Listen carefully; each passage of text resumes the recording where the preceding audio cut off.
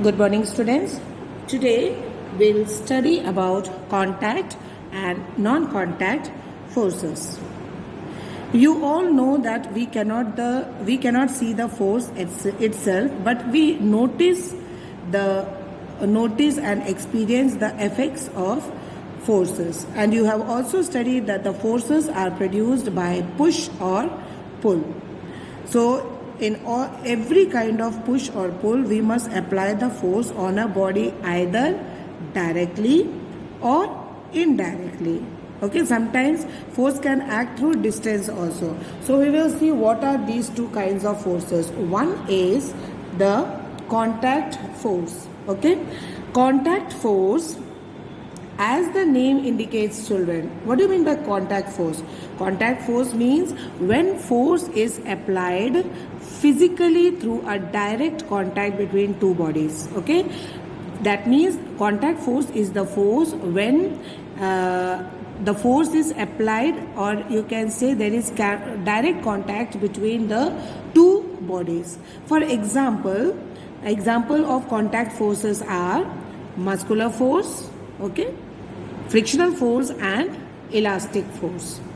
Now muscular force, you all know. See, for muscular force, this is a kind of muscular force. That means for doing a weightlifting, you have to be in contact with this. So then only you can there can be a contact force. For you have to apply the force to lift this. So this is a contact force. Okay.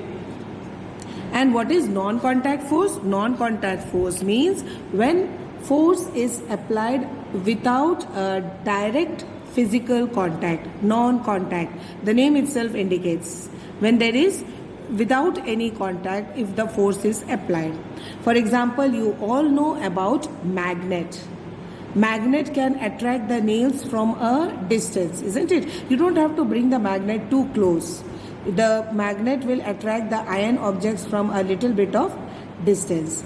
So this is a non-contact force. There is no contact. See here, there is no contact between the nail and the magnet. Okay, so this is a non-contact force. So contact forces, there are three types of forces. Examples of contact force are muscular force, frictional force and elastic force. Okay, and the examples of non-contact force are magnetic force, there is no contact. Gravitational force also, you all know the earth exerts pressure, that is also a non-contact force. Electrostatic force and nuclear force, we will study about it later in this chapter. So we'll move on to the contact forces. The first contact force is the muscular force or the biological force. So as the name indicates, children, muscular force. Muscular force means the force applied by the muscles of the body. That is called as muscular force. For example, you lift your school bag. When you come to school, you lift your school bag. So that means you are applying the force using the muscles of your arms. Okay, that is why if your bags are too heavy, you can feel the strain on your arm muscles. So that is a muscular force. Then when you let the bag go down, your muscles relaxes. So any kind of force, for example, like you have to, for example, if you have to take, you want to drink lemon juice, what do you have to do? You have to squeeze the lemon. You are applying your muscular force. Then if you have to squeeze water out of the wet clothes, you are applying the muscular force. To chew the food, to walk, to run. Okay, the muscles of your legs are working. So these are the examples of muscular force. Even the animals also. A bullock cart pulling the weight, or the camels, they use their muscular force to carry the load. So these are all examples of muscular force. Then we move on to the elastic force. When we stretch, twist or bend certain objects, like you can say spring, rubber band or sponges, what happens? Their shape and size changes. So the force acting is called as the elastic force. Examples are twisting of wet clothes. When you twist a wet cloth, okay, that is an elastic force. Pulling or stretching a spring from both the ends. When you pull a spring or when you pull a rubber band, these are all elastic force. So this is the second kind of contact force. You can see there is contact between the spring and your arms. When you are squeezing the clothes, there is contact between your arms and the clothes. So this is a contact force. Electrostatic force we'll study afterwards because that is a non-contact force, okay? Then we'll move on to the next contact force, that is frictional force. Frictional force, children, you all have studied in your previous classes.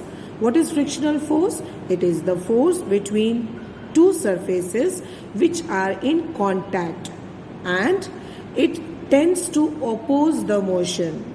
That is called as frictional force. And you all know frictional force is a kind of contact force which helps in slowing down of the object or stopping of the moving object. When you roll a ball, you all play cricket. When you hit the ball, you must have seen that the ball, after traveling for some time, it automatically stops. How? It is because of the frictional force. Okay? Then in the same way, when you play football, again the same thing is happening. If after kicking the football, you will see that first the football slows down and then it stops. So what is happening? The earth, the surface of the earth, it stops the movement of the rolling ball. Why? Because it is opposing the movement of the ball. Okay, so this is friction. And you all know, children, friction also causes heat. This you have studied in your previous classes. Friction causes heat. When surfaces are rubbed together, it produces friction. You take your palms during winter season. What do? We rub the palms together. So we feel, because of friction, we feel the palms get heated up. Okay. Then due to friction, the surface of the objects, it gets weared away. For example, the tires. When you buy the tires, you all must have seen the tires are exactly new. But after the use of the tires, after 5 to 6 years, you will observe that the tires of your bikes, the cars, they all worn out. Why is it so? It's because of friction. See here, the tire, this is a new tire. You can see the tires are grooved to minimize the friction. Then your shoes, when you buy the shoes, your shoes have got spikes or it seems like this. But after use, what happens? The spikes and all, it gets worn out. Why is it so? It is because of the friction. Okay, so friction helps us to walk. It helps us to run. And we are able to walk because there is friction between the foot and the ground. So because of the friction, it helps, it prevents us from slipping. When we are writing, we are able to hold this pencil or the pen to write because there is friction between the paper and the pencil. When you are writing something, there is friction between the paper and the pencil. Why are you not able to write on an oily surface? Have you children noticed? You apply some oil on the paper and try to write on that oily paper. Will you be able to write? No. Why? Because due to the layer of oil, there is no friction. So it will reduce the friction and you are not able to write it. So these are the types of contact force, okay? Muscular force, frictional force and elastic force. So I hope, children, that the types of contact forces is clear to all of you. Tomorrow we'll study about the non-contact force. So for today we'll wind up, children. Have a nice day.